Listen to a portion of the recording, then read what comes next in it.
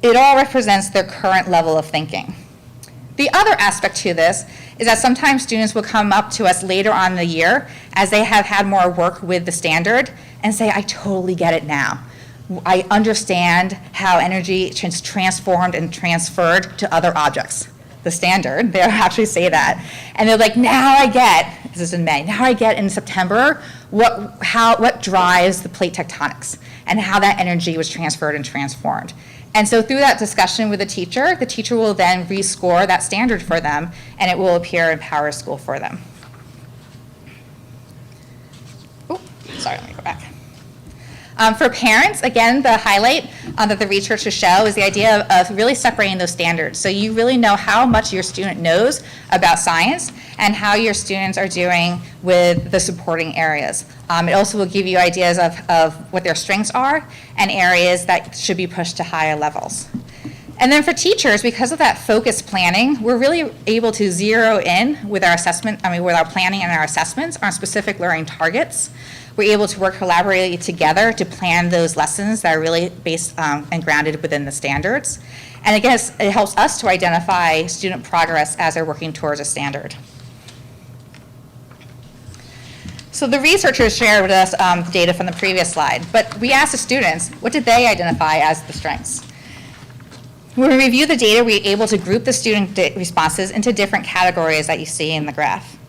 These categories are shown on the screen, and students who stated or fell into the grouping of indicates what I know and or how I can improve said things like, I like how it shows exactly what you are doing on a rubric and exactly what you need to improve on.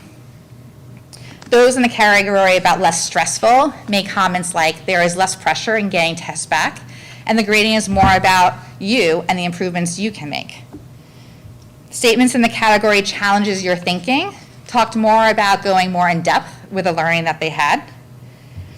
And comments about doesn't equate to a grade read like these. I like that you don't get a score on what you got right or wrong. You get score in your understanding of what you know.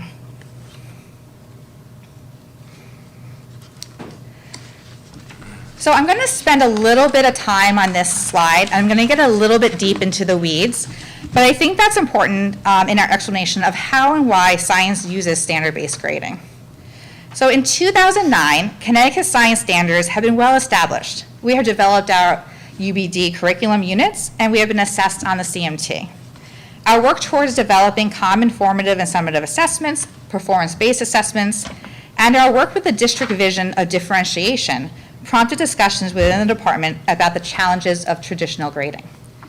As the years went by, ELA and mathematics Common Core standards consumed the attention of these disciplines, and social studies was grappling with inquiry and the development of their own standards. In science, we remained stable.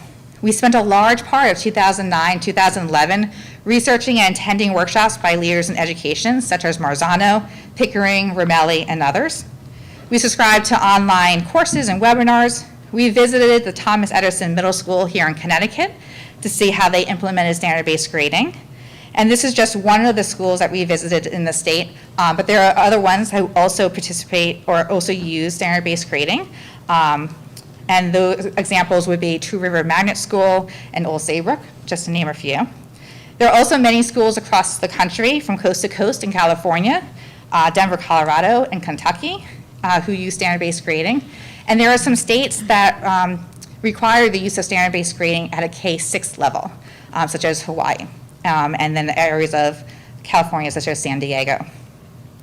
And while no one in our DIRG currently uses standard-based grading, it's not unusual for New Canaan to be the first to change.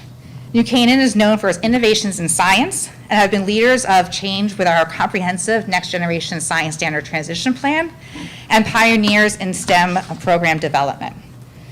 So in 2011, 2012, we started to write learning progressions in grades 6 and 8, and we plan to implement a pilot of 2 teachers in each of these grades.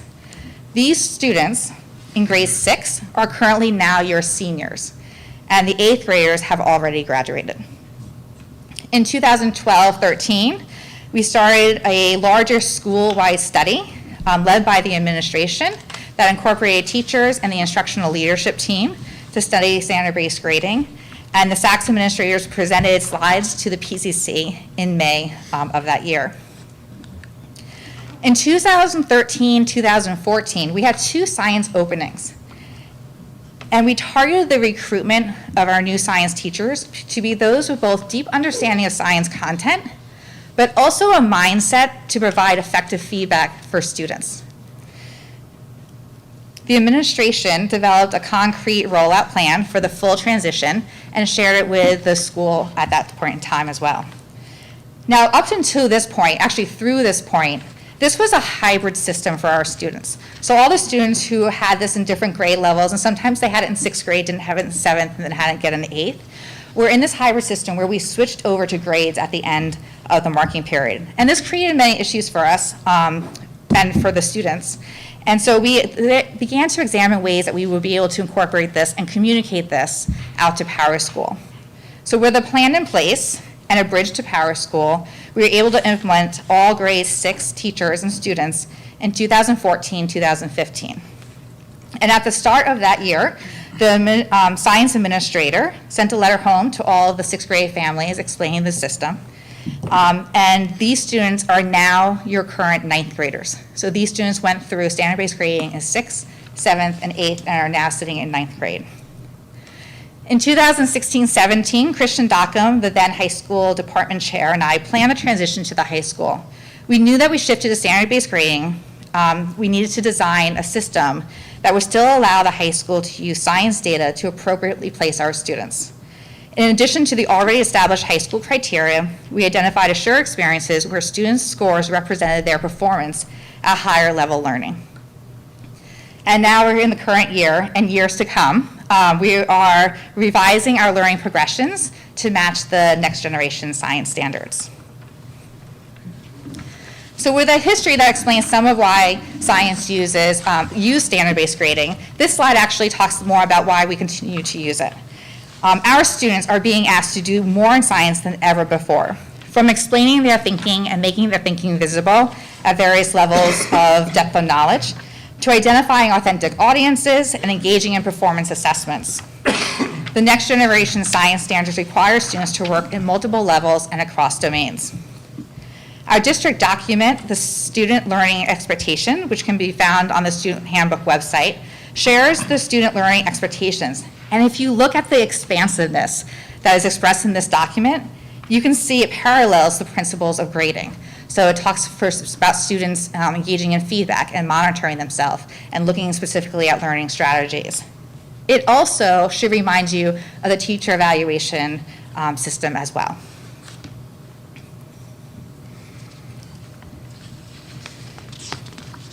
This graph identifies the recommendations of students. And when we asked our teachers the same question, it paralleled a lot of their responses as well. So we're going to look at a couple of the different slices and talk a little bit about how students responded, how teachers responded. So let's look at first the improved parent understanding. So we right now currently have teachers who explain the system with their back-to-school letters, during open houses, teacher websites, Power School course summaries, newsletters, and a variety of other communication, grading communication. So if we go back to the guiding principles of the purpose of grades, one of the principles states, used to communicate academic progress to students, parents, and teachers. And this chart indicates that although we need to find additional vehicles in order to support that objective. So there's a population of parents who are looking to understand this a little bit better, as well as improve the viewing on Power School. So some of the reporting pieces that are important in order to communicate your understanding isn't easy to appear in Power School. So with the next iteration, we're hoping to look at and solve some of those issues. If we look more closely at the slice of traditional grades, we can dive a little deeper by listening to some of the words of the students and how they responded. So they wrote things such as, parents understand traditional grades. They're proud of me for the grades that I get. There's also a group of students who talked about motivation. And they said, I'm not motivated in science because I don't get that gut reaction that I feel when I get a grade in my other academic areas. So if I get a C, or if I get in the 70s, I'm like, ooh, like I can do better, or I need to do better. And standard-based grading doesn't provide that to them. There isn't a good or a bad in the grading system. It's where you are in your learning. And then sometimes students will say that they're high performing. And when you look, they are very high performing students, and they're motivated by grades. They like to have their efforts and their work and their knowledge validated through a grading system. And sometimes they talk about comparing themselves to others. And the research shows that high performing students can be motivated by grades, but it's not motivating for most of the other students. So that leads us as educators and also as a community to understand more about how to extrinsically and intrinsically motivate students. Another slice to talk about is feedback. It's interesting that with a system that is designed to give so much feedback, that students want more, which isn't necessarily a bad thing. We always like to engage in those conversations with our kids. And both students and teachers have commented that it's a challenge to live in two systems, and that sometimes science appears to be undervalued when it's not graded. So this raises the questions for us. Can something be valued that isn't graded? And how is value communicated? And both teachers and students reflected on improving the explanations of their scales. These resource documents are ones that are in our science professional library. They range from when we started in 2009 to a spike at a national level in 2011, and even includes this year in 2013. And I would really recommend that anyone wants to know a little bit more about grading reform to engage in some of this research that is done by the leading educators. So standard-based grading supports the ultimate purpose of grades, and with continued revisions and adjustments, we can strengthen the communication of academic progress to students and parents, and help students to continue to be innovators in tomorrow's science careers and discoveries. So we will be happy to answer questions. I have promised the department that I would field any question that comes my way, but I do know that you feel compelled to speak to the board, so they're going to give me signs to let me know when and if they're ready to speak. Thank you, Melinda. you. You know, having had one of the children in the pilot program, it's interesting to see, you know, sort of the progression from, you know, where it stood, you know, six years ago or 5 years Nine. ago. So, so anyway, time just goes. Could I'll open it up to the board and if, questions? Anyone have any questions? Sherry? Sure. First, I just want to say thank you, Melinda. You do amazing work with the science department. And like Ms. Grundy, Mr. Tomaselli, I have kids talking about science at the dinner table, which just speaks to the passion that the department has. So thank you for that. I think, you know, one of the main reasons why this got put on the goals is that little pie piece there about the parent understanding, because even though you've surveyed the students and perhaps they can describe strengths, although I'd be interested if we surveyed them on what they didn't like, what that pie would look like. But, you know, that gap in understanding with parents, and it's a grading system that's only used for grades 6 through 8 when that communication link starts to pull apart between students and parents. And so I think that even as a parent myself, this is the first time where I really do feel like I have a full and deep understanding, and you know that's after a 30-minute presentation, and the other parents just don't have the benefit of that. So I do think that's, you know, if we decide that we want to, you know, that we're so passionate that we feel this is definitely the right way to go, we just really need to work on communicating this to parents, because I don't think that most parents understand the benefits as you describe them. And like I said, because it's only in those 6 through 8 grades, they kind of just gloss over it and say, okay, I'll just wait till my kid gets back in high school science when I can understand that grading system again. So right now, I don't think we are achieving that goal of being able to communicate the progress to the parents because of that gap in understanding. So I mean, and I don't know how to bridge that, because I don't think sending an email is going to solve that, or, I mean, it really is this type of in-depth dialogue on, you know, this more detailed assessment. And then I guess I just would like to hear more about no other DERG schools are using it. I was under the impression that one of the reasons why we went to this in the first place is we saw that future grading from colleges going there. We're not seeing that trend either. So is there any thought process about kind of revisiting whether or not this is in fact the right assessment for us? I'm just curious. I think, I know there was. sorry. I think there's a couple of layers to the question, so I'm going to try my best to answer that. I think one of the movements that we do see in the state and in the nation is towards standard-based grading. Dr. Correnti and I attended a conference in November with superintendents who had been studying this for a year, and then different schools were presenting this out. And so when we take a look at what's happening with the NGSS, DERG schools that we work with will say it's real, what we're getting stuck in is how do you assess this?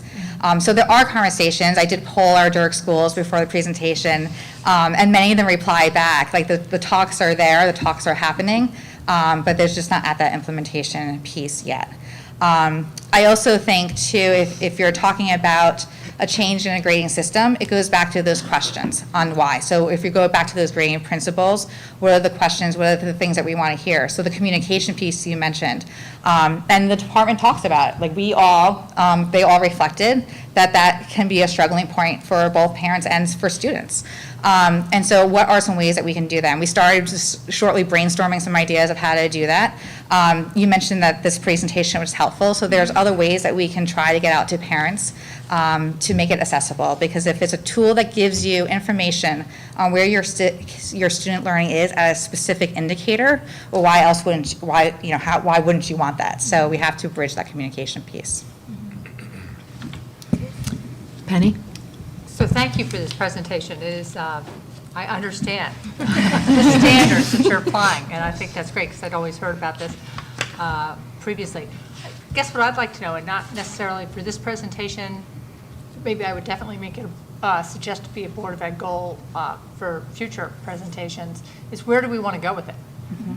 And you've assessed some of the strengths. You certainly have a huge amount of data. I mean, it'd be fascinating to see.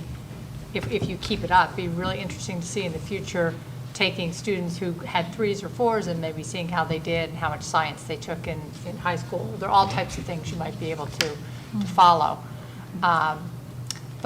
So that's what I'd like to know, is what would be the time frame where we would be figuring out where as a district we want to go with this standards-based grading. Expand it, just keep it here, get rid of it. Mm-hmm. Mind if I jump in? That's fine. I think it'd be an excellent district goal for next year. Melinda mentioned in the very beginning that some schools nationally and some of the other movement that's happening. As you know, I'm a commissioner with the New England Association of Schools and Colleges, and in that role, we look across all schools all throughout New England and do the accreditation process. And so you get to see sort of what are some of the trends that are happening in some of the states. And what we're starting to see is that states are moving schools in this direction, even in the high school level, where they might still be giving grades. They're also looking for performance-based measures, academically, civic, social expectations, and having those communicated to the community and to the students through a standards-based process. So what we're starting to see that happening more and more across states all throughout New England. And I think that the research certainly is pointing at school districts in that direction. Now, whether it's purely standards-based, whether there's a hybrid, however it's sort of pieced together, I think that would be some really interesting and important research for us to do, as a district. And I think as a district goal, it's something that we should look into and pursue starting next year. I think it'd be great. Jen?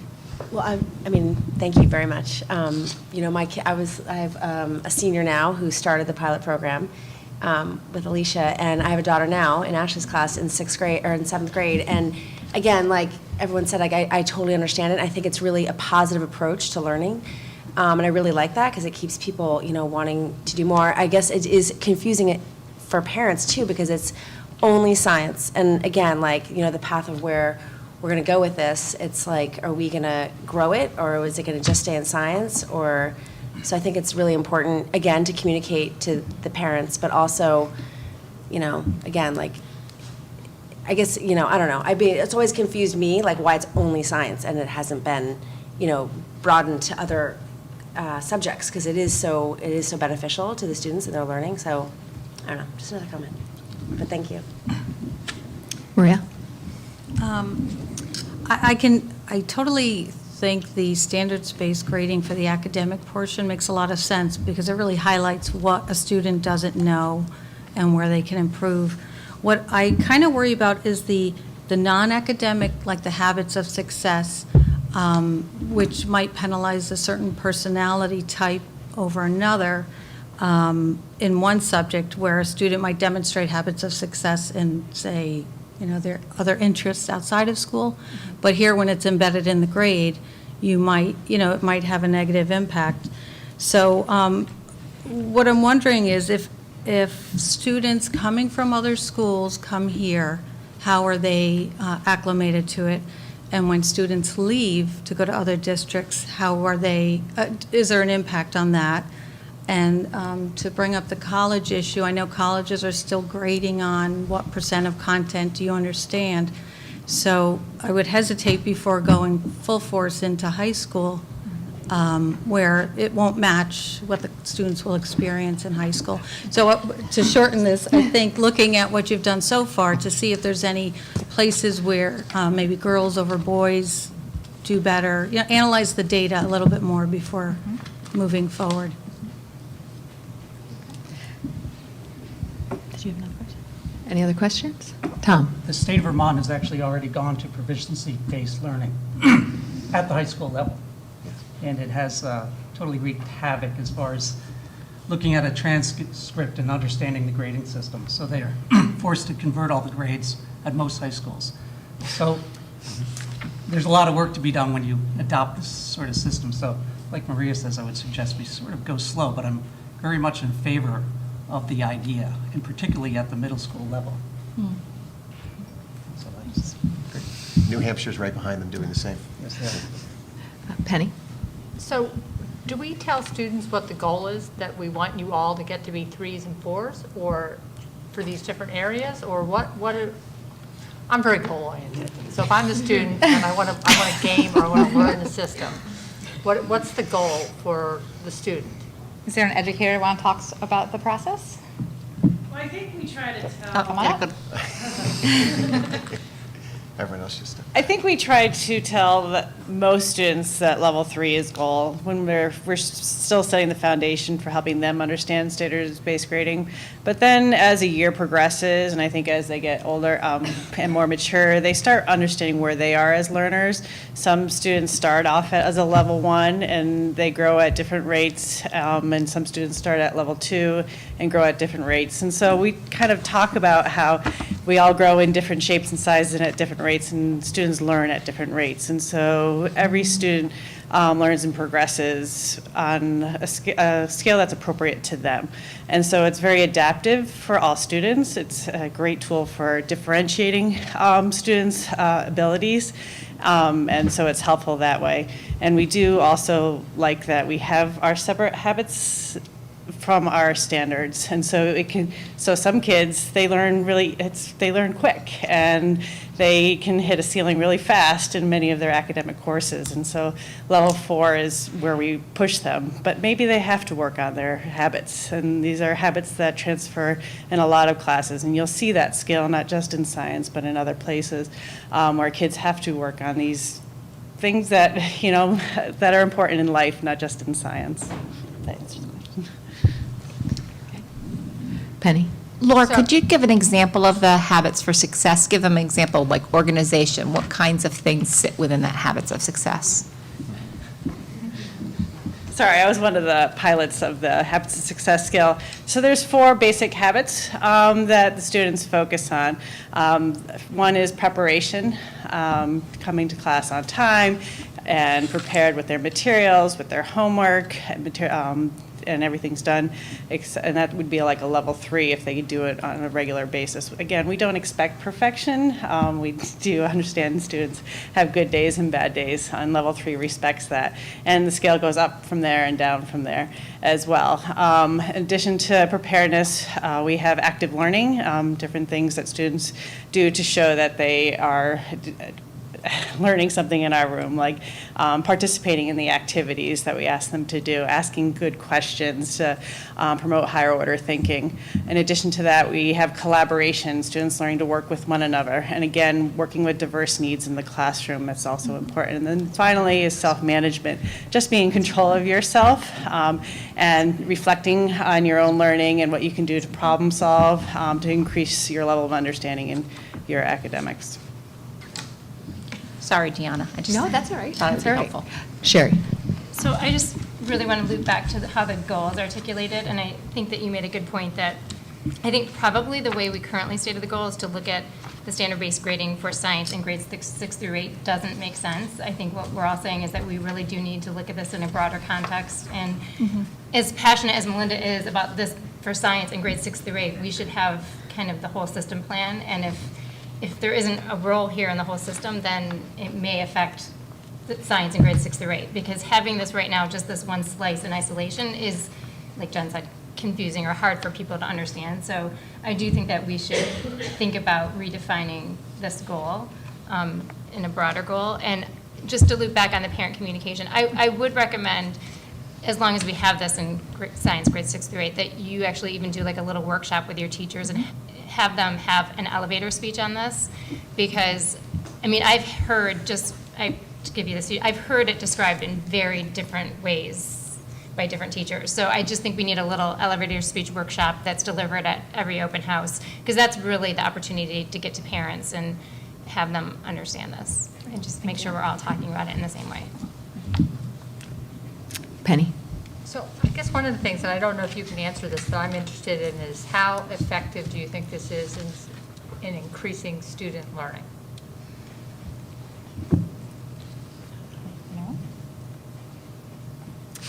You know, I'm going to ask it a different way. Have you tracked sort of in 6th through 8th grade, the kids that are getting 3s and 4s, and how they're doing in science in 9th through 12th grade science? That's a great question. So we Is that okay? we have been tracking our students since the very first cohort. So when I mentioned those 6th graders are now seniors, we've been tracking them since then. And one of the things but we want to really zoom in on that 9th grade, because that is the cohort that's had it all 3 years. So where are they ending up in science? What type of placement do they have, and how is their performance going? So I spoke to Timothy Haig, who is the current department chair at the high school. And he says it's not easy right now to look at that data, because over the last couple of years, and including this year, they've had different courses entry points into 9th grade. So it used to be honors, I believe I might be speaking out of turn. So it used to be honors bio and earth science, and then we opened it up to different entries. So we have honors earth science, honors bio, bio. And so this current year was another entry point, I believe, from what he was saying. So the data of how many students are entering into those different honors platforms is challenging to decipher. So he knows that we're looking for this data, because ideally we're looking to see how this is helping our students develop much richer into those scientists that we're looking for. So we have the data set ready to go. We just have to wait for the consistency at the high school to stabilize to be able to track them. And I think one of the other pieces that we could take a look at is, I know you have the annual assessment report in November, how students are performing on the CAT, or also your APs. Now we have the next generation science assessment that's rolled out this year, but it's a field test, so we don't get any data on that. So it's going to be a little bit before we can get some standardized data, but we will, continue to look at some of the AP entries, number of students taking it, their engagement, their love of science, and how it grows and continues. So we have it set, but we just can't collect yet. And I guess, another data point, and I didn't have children that took the ACT, so I don't know specifically, but there is a science component to that standardized test. Do you get it broken out when you're, so I think it would be helpful also to see sort of how our kids are doing in that assessment nationwide, just, over time, because I think, that test has the science component. Any other questions? Hazel? This has been fascinating to listen to, and it's so exciting to see your enthusiasm, know that you're really giving the energy that's necessary to make change like this to happen. Is there anything that's similar, or a thread that starts in the elementary schools that makes them prepared for this, or is it just when you get to SACS It's a completely different world. Our elementary report cards is very similar to a standard-based report card, and it gives you very specific indications of how your student's performing. Right now, it's more consistency, so it's how often they're demonstrating that understanding. The standard-based grading, the nuance to that is the depth of understanding. But it's a great point, and that's why we started with grade 6, because we had our students coming out of 5th grade with the report card system, and that's very common language for parents, and then roll into that 6th grade, 7th grade, and 8th grade. So we are also right now looking to do some revisions to the way things are worded within the science indicators on the report card to see if we can kind of parallel the 3 dimensions that we have within the Power School at the middle school. That's good. Katrina? Just a question on the transition. I'm using this information as the kids progress to the high school.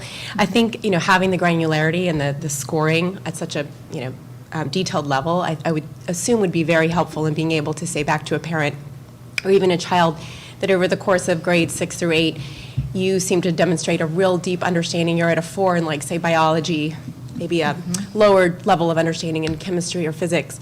And are you to that point yet? And is that how you're placing children in high school? And how are you using the information? Are you planning to use that information in that way, or to communicate even back to parents, before they go on to high school?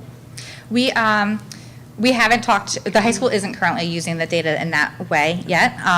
I think you bring up a great conversation to have with your child, to talk about if you want to go into sciences, where are your strengths, where are areas to develop, what are some of the underpinnings that work to develop and strengthen those areas. So there might be something regarding like ELA or something in the math world that can help to support those pieces. So you bring in some really interesting points that we haven't necessarily talked about when we're conferencing with kids. Have we talked? Anyone want to talk to this point? So I think that's interesting feedback of, one of the pieces of this, and some schools that use this, not all the schools, some schools that use this, they go to student-centered conferences, so the students there for the conferencing, and they talk about how they're performing at different levels, and they're able to talk to each of these standards for it. And so what a wonderful conversation to be able for that student to see is, my strength is in a bio, my strength is in a chemistry aspect, and then how to pursue that from there and build goals around that pursuit. Yeah, thank you. Maria? I'm just curious, if a parent did see, say, 1s and 2s in the collaboration, self-management, but they're learning the content, does that trigger some kind of enrichment or, some kind of reinforcement for the students? I'm going to let some teachers come up to respond to that in a moment, but I can say that anything that we do score goal-wise and appears up there is because we directly taught that to the student, and we're directly looking for to assess that. And so there are multiple, you might see on some of your report cards of that, or in the Power School, that some of the habits don't all list out that Laura mentioned, is because that wasn't a particular focus for that unit or that learning activity or that standard for us. But as soon as it appears, it means that we're teaching and supporting and developing that student in their growth towards success for that. So is there a teacher who would like to talk a little bit more about how you support the students in the habit development? Oh, come on. You're doing such a great job. One more. So there is a great plan in place. We generally put the students on a DER, and I can't remember my acronyms right now. And we generally look closely at that student, not just in our class, but in their team classes, in their core subjects, to see how they're performing with their habits of success. So it is great that many of the core classes have adopted this scale to use in their classroom. It helps develop SAPL DERs for social and emotional learning. So we spend some time collecting data on that and trying to help that student individually set new goals and progress. And when we need more help, we send them through the SST process where other interventions can take place. So it is great information to help us identify how we can help students in different ways, because it's not just about, they're not just coming to school to just learn our subjects. They're here for many other things. They're developing as people as they grow, and so the habits are just an important piece to what we're teaching. Does that get shared with parents too to support? Yes, so like Melinda said, we have separated scores in Power School so that parents can access that there. But when students are struggling in those areas, often there is communication with home, either by the teacher directly or the guidance counselor. Thanks. Other questions? Penny? Generally, what % of our students get to and achieve level 3 or level 4? Overall, for all the standards. I think we should give Melinda a water break. Overall, the nods here are saying that most students achieve the level 3, and that's what you want. You want them to achieve the goal and the expectations of that standard. Sometimes when you look at growth, you also have to be reasonable. So if a student is starting and it's brand new for them and your unit is only a month long, to get to that 3 can sometimes be challenging. And so you're really looking for that. Sometimes we flex to that 2.5. So that 2.5 is comfortable for us when you have such a big gap to know that you're reaching there. But the 3 is what we say, and that's what the students know is that target and that goal for them. Other questions? Okay, I actually have a few. Sorry. I always wait till the end. So I think Sherry touched on this, but in your, the pie chart that you put up with the what does a score of 3 mean in science, how many students took that survey? And was it all students in science? 742. Okay, so that's... So it's most students in grades 6, 7, and 8. Okay. And then I guess I would just reiterate what Sherry said, is that I'm seeing the positives, but did you ask what the weaknesses were? So we asked the prompt, if I go back to the prompt, we asked them what the strength of standard-based grading was, and then we asked the prompt, what recommendations would you make? Okay. And so that's the slide where they talked about traditional gradings, parent communication, the portal use. I think here, what else? Some students mentioned using both grading scales. There's a pie piece in here that I didn't touch upon, but they gave us instructional feedback. So when actually our ELA coordinator mentioned that when I prompted them, because they reviewed some of the prompts for us, that she's like, you're going to get it all over the place when you ask them what recommendations they would make for science. And it was really interesting to read. So they talked about how they were learners and they wanted more videos or simulations, how they wanted more questions to be asked or time to ask questions. So they really went into some of the instructional pieces in that chart. So this is the page where they gave us their recommendations for standard-based changes to standard-based grading. And then I just wanted to understand, so, you made the, you mentioned that in the traditional grading, a student could start out with, a 70 and end up with a 90, and so they end up with the quarter grade of an 80, possibly. But with the standards-based grading, if they start out at a 1 or 2 and they end up at a 4 by the end of the quarter, there would be a 4 on their report card? Okay, I just wanted to make sure I understand that correctly. Okay.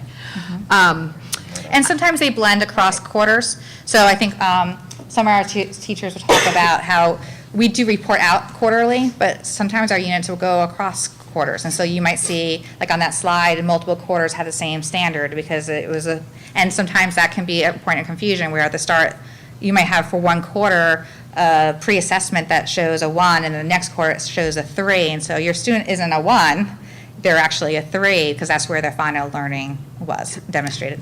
And how do you, in a quarter, so I'm imagining there's multiple subject areas within a quarter. So kind of going back to the, I know you don't cover science if you don't cover physics and, different, but there are different content areas within science within a quarter. How do you sort of look at, in this content area they were a 2 and in this content area they were a 4? I mean, how is that communicated to a parent? Yeah, so that's going to be communicated on the slide here. So you're going to see in quarter one, your standard for characteristics of matter is on there. Yep. So sometimes you might see multiple ones.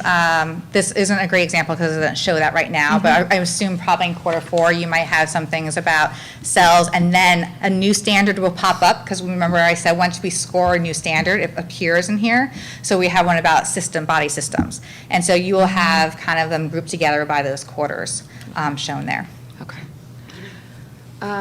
And then I guess you've mentioned a few schools in Connecticut.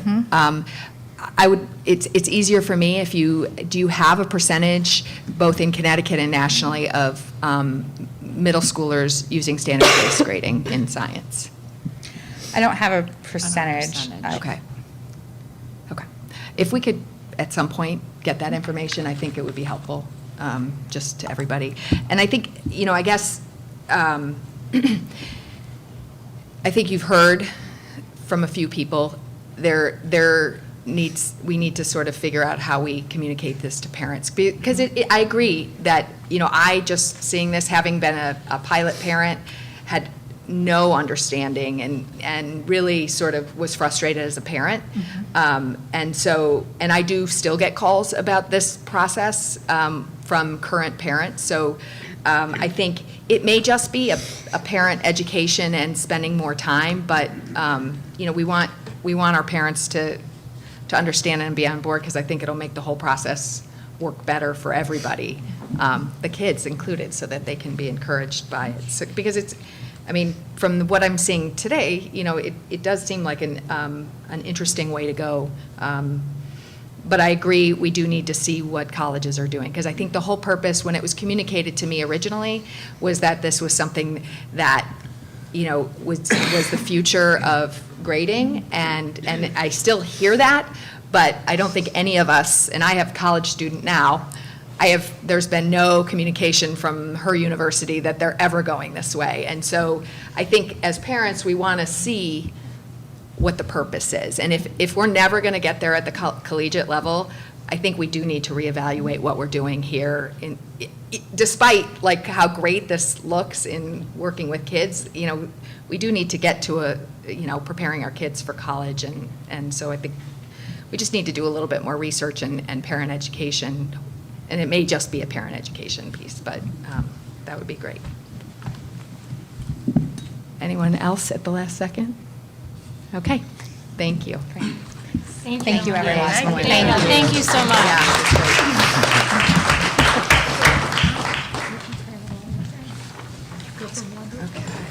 You guys you can leave.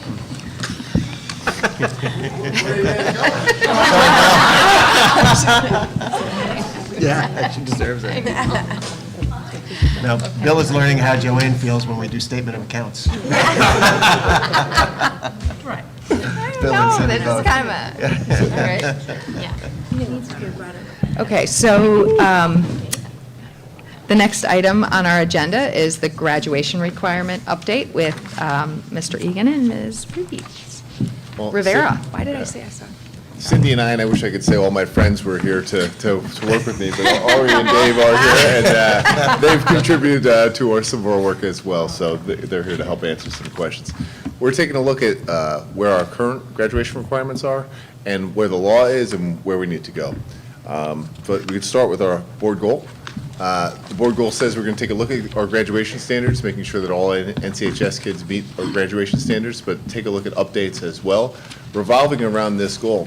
The original law talked about the class of 2022. It's been extended to the class of 2023.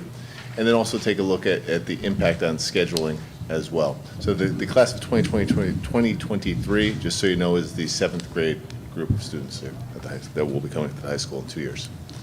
Our current law requires 23 credits for graduation. It's broken down, as you see on this list, 4 credits for English, 3 in social studies, 2 in math, and I won't read the whole thing, 1.5 for PE.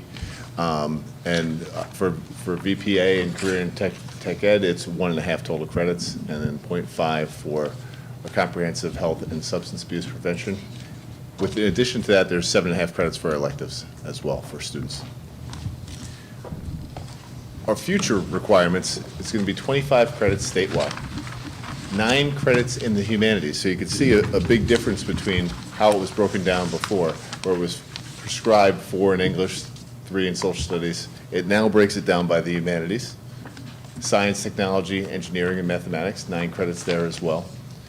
1 for physical education and wellness, 1 for health and safety education, 1 credit required now for world languages, that's new, and a mastery-based credit as well. Totaling 22 credits there, so there's 25 overall, so 3 credits for electives. So within it, it's not as prescribed about how the credits are broken down, but there are more credits that have to fit in certain categories. So what's changed from the current requirement? The distribution is not as prescribed. World language is now required. There's a mastery-based diploma assessment of a credit that still has to be developed of what that looks like. The new program, as I said before, has 22 required credits and 3 optional elective credits. There's an additional 0.5 credit in health and safety education, but the total health and physical education requirement remains the same of what our current graduation requirement is. So there'd be no additional staffing that's needed for that because it remains the same as what our current requirement is, not necessarily the law, the original law. Cindy's going to talk a little bit about where we stack up in if we were to apply this right now for our current group of kids.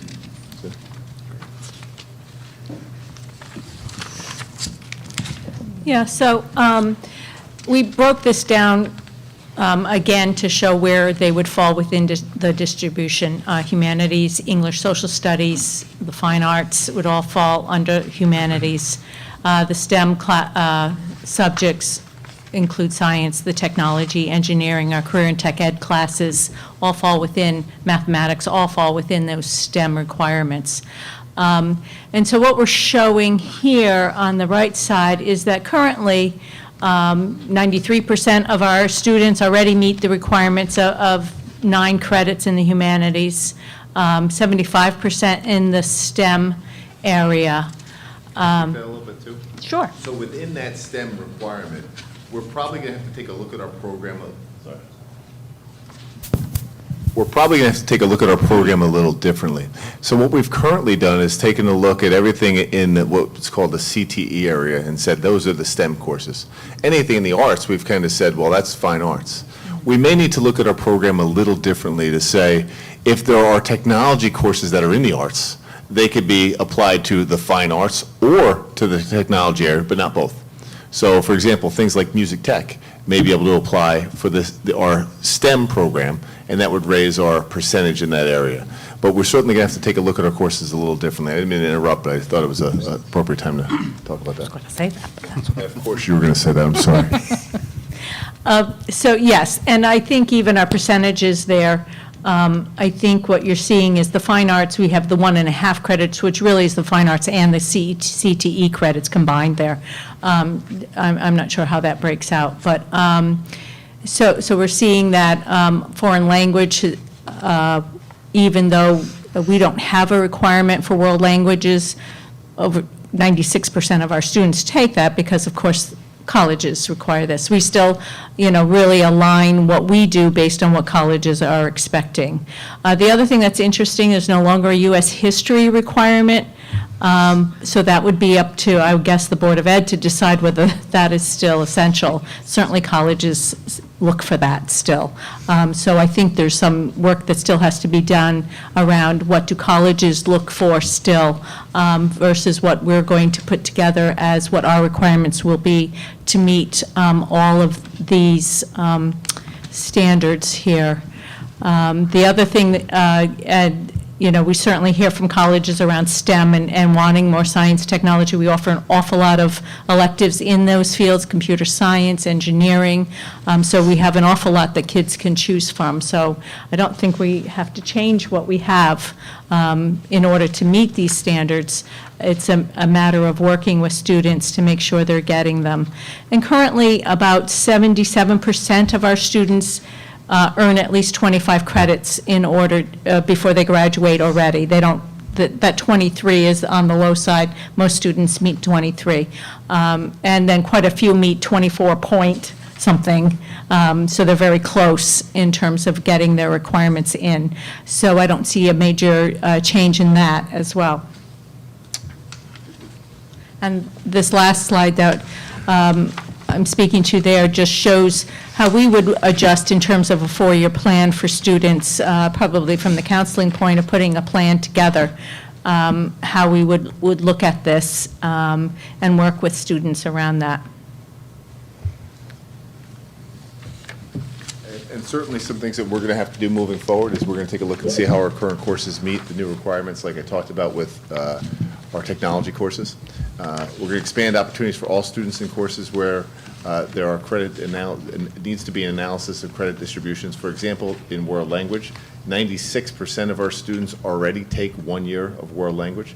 Any additional credits in a world language can be applied to humanities as well. So if they take 3 years of a language, two additional credits can be applied to humanities. We're going to develop and implement a mastery-based assessment option and look at interest for students along certain pathways they may be interested in. And within all of that is to take a look at their structure and our use of time here at the high school and see if it best meets the needs of all of our students. We're going to reconvene a committee next year to make sure that inclusive of a Board of Ed member, to make sure that we have this ready to go and for proposal in the spring. Thank you. I think a lot of people are interested in this report, and I think I want to just say one thing, and if I say it incorrectly, I'd like you to correct me, because I think all of us get questions from members of the community about the physical education requirement. Mm-hmm.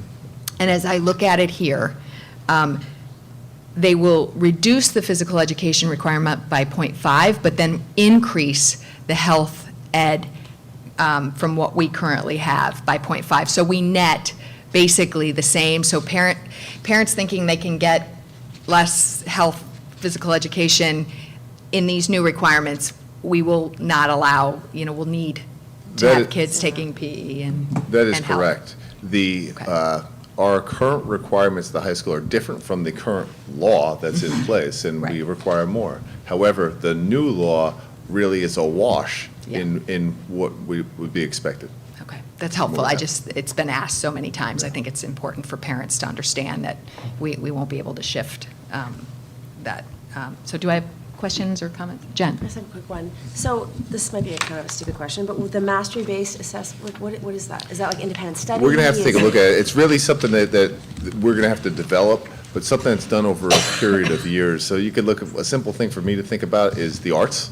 So you develop an art portfolio. We already have digication for many of our students, so they could, in theory, use digication as something they're producing over a period of years that meets our essential skills that we're trying to master here at the high school. You could think of English to English portfolios that people do. So there are many ways to look at that. We just have to develop what that is for us here at the high school. Would it be like a language, like proficient in a language, or would it be? Could be. Like that science research class It could be all of those things are things we've talked about. It also may be something that may not kick in. That's one thing that we're thinking about. This is constantly changing. Dr. Lutzy and I were talking about this law really was first proposed to change. I think I was an assistant principal for Dr. Lutzy basically when it started, and I'm serious when I say that. It was basically 10 years ago. But it's evolved now to the point where they're saying this is where we're going, direction we're going, but I still think there may be some tinkering with that. But that doesn't mean we don't do what's best for our students here, and we need to do that. So just to jump in very quickly as well, so the idea of mastery-based diploma assessment, essentially they're saying that that's a performance-based assessment, right? So it's similar to the standards-based grading we've been talking about, in that they're not saying an A, B, C, D, F. They're saying you have to pick something, identify what mastery looks like, and then reach mastery in what you're doing. So there is a connection to what we were just talking about. And the other thing briefly, and Bill's exactly right, that he and I have been talking about this for over a decade now. But one of the things Connecticut has done that I actually, at first I wasn't quite sure about it, but now as I've thought about it more, I really like the approach.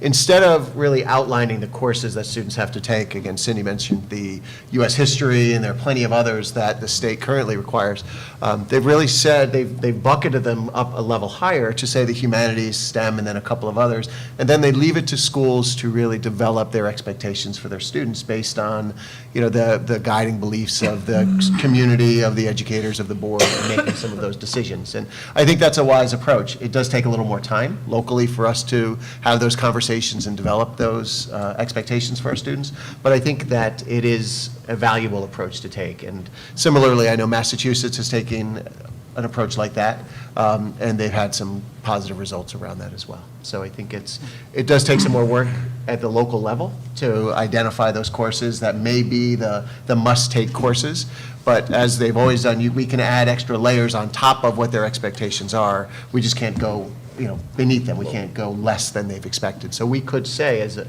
administrative team, as a board, as a school community, that we want all of our students to take U.S. history, for instance, and then it would be a graduation requirement for the New Canaan Public Schools.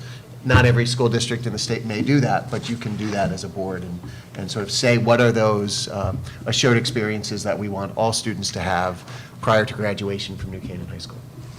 So you have that flexibility. Maria? This really does seem like something that requires Board of Ed input that comes through the public. Will there be a committee set up for a high school graduation requirement committee to, so we can discuss these issues and touch on? Yeah, there will be. There's a plan right now that the high school will be putting a committee together, and there'll be Board of Education representation on that committee. And then we can have updates And shared public, with the yeah. board along the way. Yep. And then certainly it would be for an open discussion and decision-making by the board when the final graduation requirements are set. And we did have, just so you know, we did have board members on a committee that was formed, but these requirements kept getting They changed. pushed off. So it was just. Hazel and Sangeeta. Yeah, it was Hazel and Sangeeta that were our representatives. So this shows you how long this has been going on, and it just, they just can't seem to get it together. So, okay, sorry. Tom? This is probably more of a committee question once that committee gets launched, but I'm wondering if there's a minimum amount of time required to meet a credit across all these different credit requirements. For instance, I'm looking at the new Comprehensive Health and Substance Abuse Prevention credit. And again, it's premature to talk about it, but I could envision a 2 or 3 hour lecture, large group lecture, being more effective perhaps than 6 50-minute classroom sort of events. Is there flexibility as far as time in the classroom, or how The does that work? seat time law is still in effect. There is some flexibility on that with some other courses. They are offering districts opportunities for virtual learning, things like that as well. But there still is a law in effect. Yeah, it's the Carnegie unit Yeah. that's still an hourly based seat time type thing. But Connecticut is in the forefront, in the region at least, in the area around looking at alternative ways to earn credits. And as Bill mentioned, virtual learning and other ways. So they're open to proposals they would want to see. Maria? I think this is sort of related. How do you do all this without making the day even longer? Can you get this done, within the current structure? I mean, hypothetical question, but. I think yes. Yeah. Get the committee together, but I So do- it's 25% or about 23% of the kids that aren't meeting. But it's actually a lot closer than that. I talked to Paul Gallo runs our data for me a little bit, and he said there's a significant percentage that are basically 24 and a half or above credits. So they're really close, and for some kids, that's literally just taking additional credits to be able to meet their 25. So I don't think we're going to be very far off on that, and I don't think there's going to be additional time needed or anything like that. But I would just add to that, Bill, if you don't mind, that that is the second part of the sort of consideration and goal, though. So I think it's a really relevant and important question, because if the question is, can you do it in the 6 hours and 35 minutes or so, I think the answer is yes. The next step of the next question is, what structure within those 6 hours and 35 minutes best meets that goal? And that's where the look at the master schedule and to really sort of look at use of time throughout the course of the day is an important part of considering the graduation requirements and credits required for students. It'll all be a part of this study that the group will be looking at. I just think it might be a good time, too, to integrate the study of the later start time issue. Because if you're looking at an analysis of how the time is used, and if there is I don't know what the Carnegie number of hours you need per class, but maybe there's a solution at the same time. Questions or comments? Okay, one small one and one. You really do save your questions to the end. I do. I try to give, So on the page that says, I don't see a number, but the how do our current student, the one that kind of compares the Sure. new to our credits, you have fine arts and you have 1.5 with an asterisk after it? That includes CTE. Oh, okay, That's sorry. right. And then this is more of a theoretical, and you can get back to us on it, and maybe it's a Dr. Lutzy question. But when you said we could opt in or out of U.S. history, I kind of was horrified. I was actually, as a parent, horrified by that prospect. And when I think back to sort of the whole standards that we just took in as a state, and preparing students to enter college, and what this does in Connecticut potentially has kids very differently prepared to go on. And so do you have any information about the theory behind this such flexibility in the type of learning that these kids can do? I can give a brief answer, but Bill, you're welcome to. No, I mean, Cindy referenced before that they're still going to, push what is best for students going to colleges and what our colleges want to see. So in many respects, that may not change our program that drastically, but we're going to do what our colleges are looking to see as well. I think it gives some flexibility for some courses and can shift some things, like I talked about earlier with the CTE and having some technology courses that are in the arts to be able to shift to a certain area. I think that's a good thing. But you're right, place to place and district to district might be slightly different. Sorry. No, it's great. And I would only add that I think the guiding philosophy behind it was to create multiple pathway options for students, with the understanding that sort of it's not one size fits all. Students have individualized learning needs and inspirations and drives and passions. So to create a system that outlines those, again, common assured experiences, but also build into it the flexibility for students to pursue multiple pathways towards their diploma. I think it's also in consideration of the fact that today much more is available to students than in years past through online learning options, through experiential education and other things. And Connecticut's trying to credit those options for students so that they become they're given credit as their journey through education as they're doing those things, their journey through high school, and it becomes a valuable part of their experience. So I think that was their thinking, their approach going into it. And then they do look for districts to identify those common assured experiences. And again, I would think that across the state, U.S. history would be one of them.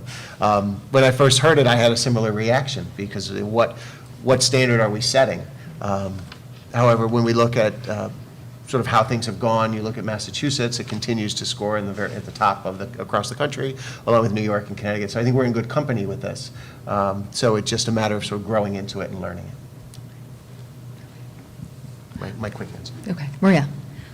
Since it has been delayed so many times, and now of all times, districts are really struggling financially to find the money, I assume this might cost districts more money.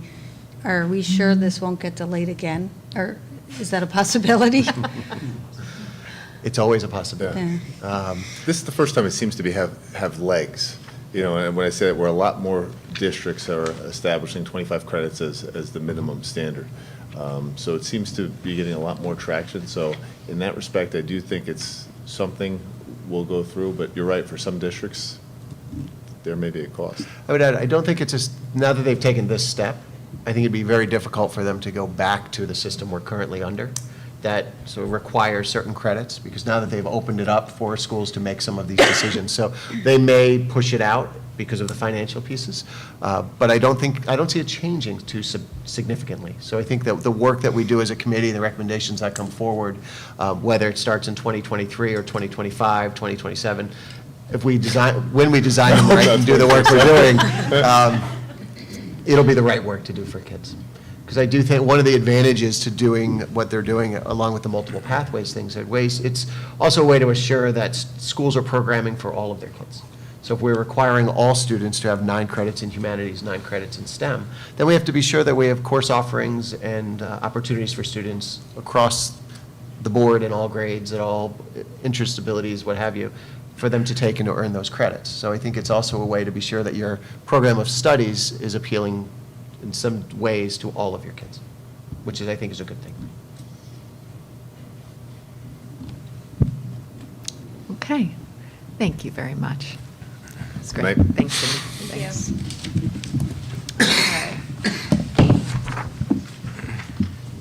It's so hard for me not to talk when it's about high school. Okay, so we're moving on to the actions items section of our agenda. And if I could get a motion to approve the final version of the secretary's contract as ratified by the membership. Penny? So moved. Second. Sherry? All those in favor? Any? I think I'll abstain. I don't think have we seen it? Yeah, it was an executive session, and then there was something today in the, in your notes, but we had an executive session a few weeks ago. I think you were missing, but we had our attorney come and. So I'll just abstain. Okay, that's fine, that's fine. Okay, so, sorry, so we had the motion and approval, and all those in favor? Any abstentions? Okay, thank you. All right. Thank you, everyone. Moving on to, I don't see anyone comments from the public, so announcements and future business. Dr. Lutzy. Sure. It is a very busy time of the year across the district. Our AP tests began today and will run for the next 2 weeks for our students at the high school. If you saw the calendar today, there were athletic events just about everywhere happening. And this week we have 2 concerts here at the high school. We have one tomorrow night with our orchestra, and then on Thursday night we have another concert here as well. So if anyone's looking for something to do this week, go visit a field, a park, come to the auditorium. There's something going on everywhere. But don't interrupt our students if you see them studying quietly in the library, because our AP tests are happening as well. Of course, there's also an art show here at the high school that'll go for a bit longer, and anyone is welcome to come take a look right in the gallery in the front. At our next meeting, 2 weeks from tonight, we'll be receiving an update on school climate work, thanks to Dr. Bliss.